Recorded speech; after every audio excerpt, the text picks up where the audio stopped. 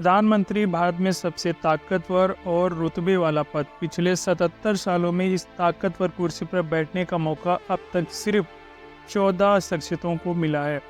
कोई जनता के अपार समर्थन से तो कोई तिकड़म से यहाँ तक पहुँचा है। शुरुआत करते हैं भारत के पहले प्रधानमंत्री नेहरू की कहानी से।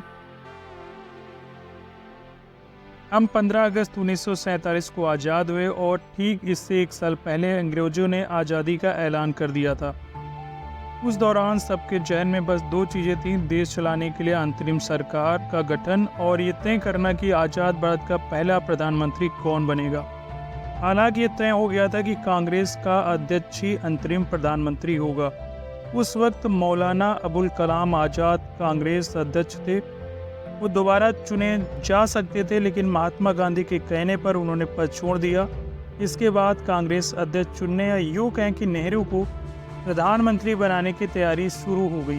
कांग्रेस के महासचिव रहे आचार्य JB कृपलानी अपनी किताब Gandhi his life and thoughts में लिखते हैं, मुंबई में कांग्रेस वर्किंग कमेटी की बैठक की तारीख 11 दिसंबर 1945 से आगे बढ़ाकर 29 अप्रैल 1946 की गई। इसी दिन कांग्रेस अध्यक्ष का चुनाव होना था। परंपरा के मुताबिक प्रांत की 15 कांग्रेस कमेटियां ही अध्यक्ष चुनती थीं। 12 कमेटियों ने सरदार वल्लभ भाई पटेल और बाकी 3 ने टाबी सितार मैया और आचार्य JB कृपलानी का नाम प्रस्तावित किया। किसी भी कमेटी ने नेहरू का नाम नहीं दिया। कृपलानी अपनी किताब में लिखते हैं कि मैंने कमेटी के फैसले के बाद सरदार पटेल के नाम वाले प्रस्ताव का पर्चा गांधी जी के सामने पेश किया। गांधी जी ने इसे देखा तो नेहरू का नाम नहीं था। इसके बाद उन्होंने बिना कुछ कहे मुझे पर्चा वापस दे दिया। इसके बाद कृपलानी ने नया प्रस्ताव तैयार कराया। सब जानते थे कि मन से गांधी नेहरू को ही अध्यक्ष और PM देखना चाहते थे, लेकिन परंपरा और आंकड़े नेहरू के खिलाफ थे। समस्या ये थी कि मैदान में सरदार पटेल भी थे।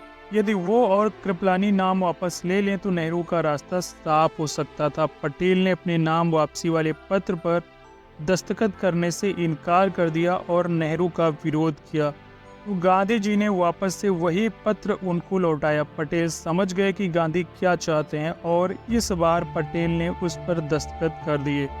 बस फिर नेहरू को निर्विरोध कांग्रेस का अध्यक्ष चुन लिया गया और इस तरह जवाहरलाल नेहरू के रूप में भारत को पहला प्रधानमंत्री मिला। वरिष्ठ पत्रकार दुर्गादास महात्मा गांधी के हवाले से अपनी किताब India from Curzon to Nehru and after में लिखते हैं, नेहरू कभी नंबर 2 पर काम नहीं करेगा।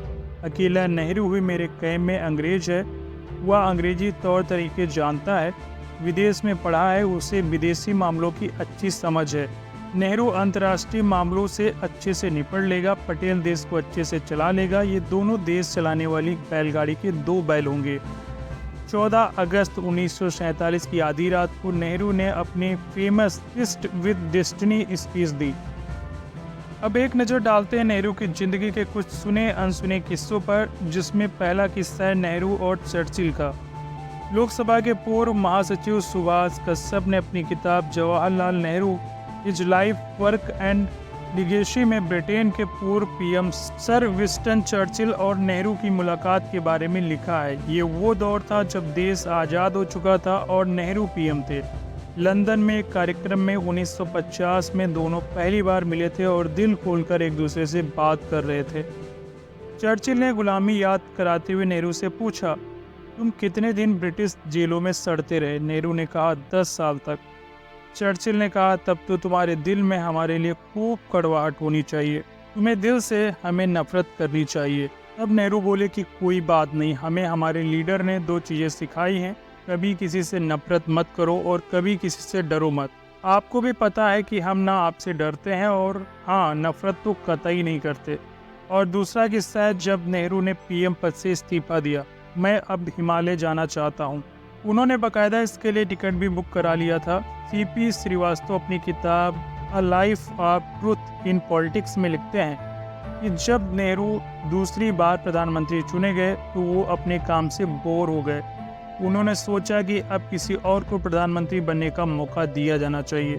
29 अप्रैल 1958 को कांग्रेस संसदीय दल की बैठक थी। इसमें नेहरू ने कहा कि वे प्रधानमंत्री पद से इस्तीफा देना चाहते हैं। कांग्रेस नेताओं ने कहा कि आपको ही देश चलाना पड़ेगा। इसके बाद नेहरू ने इस्तीफा वापस ले लिया था।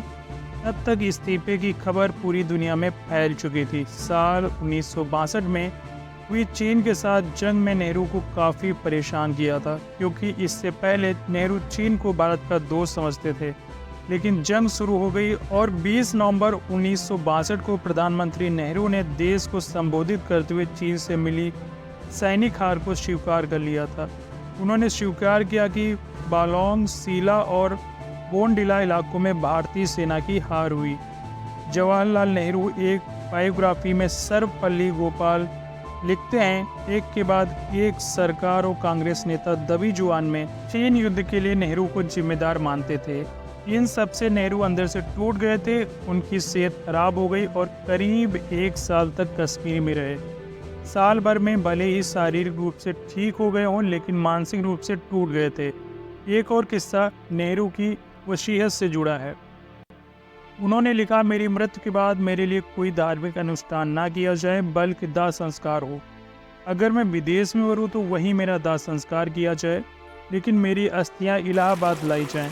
इसमें से मुट्ठी पर गंगा में प्रवाहित की जाए। मैं चाहता हूँ बाकी हिस्से को आकाश में ऊंचे विमान में ले जाया जाए, वहाँ से उन खेतों पर बिखेर दिया जाए जहाँ हमारे किसान मेहनत करते हैं। 27 मई 1964 की दोपहर 2 बजे दिल का दौरा पड़ने से उनका निधन हो गया। बतौर प्रधानमंत्री जवाहरलाल नेहरू का कार्यकाल सबसे बड़ा है।